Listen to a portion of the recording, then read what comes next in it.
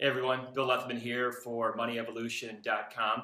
And in today's video blog, I'm going to be talking about beneficiary designations. And what I want to do today is I want to share with you a story.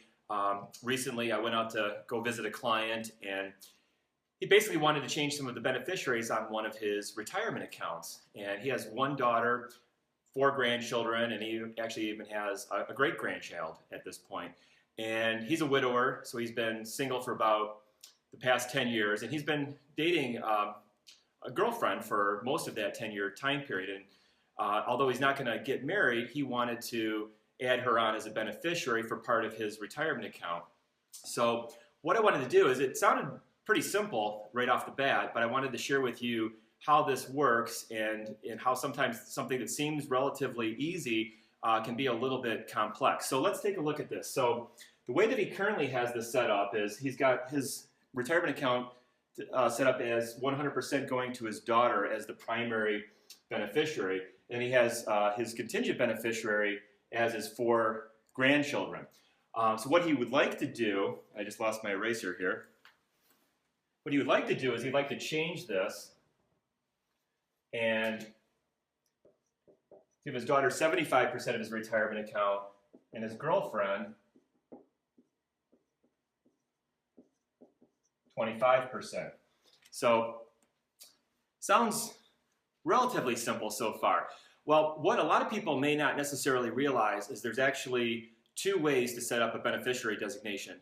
There's pro rata, which is probably the default option in the way most people probably do it, and then there's something called per Stirpes. So let's take a look at pro rata first and use this as an example here. So under the pro rata designation, if something were to happen to his girlfriend and she predeceases his daughter as the primary beneficiary, then the daughter gets 100% of the retirement account, which is probably exactly what he wants. However, and most likely the girlfriend, because she's much older than the daughter, will predecease his daughter.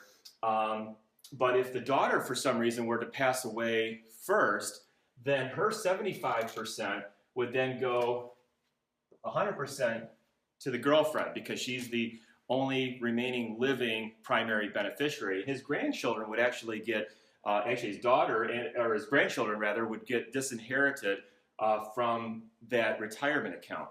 So now let's take a look at the other way we could do it. If you did it the per Stirpes way, per Stirpes is a Latin term, and it means from the branch.